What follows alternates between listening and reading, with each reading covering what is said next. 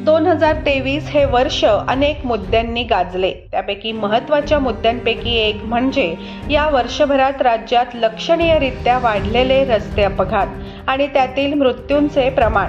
वाहतूक विभागाने दिलेल्या माहितीनुसार 2021 आणि 2022च्या तुलनेत यावर्षी अपघातांच्या घटना मोठ्या प्रमाणात वाढल्या आहेत.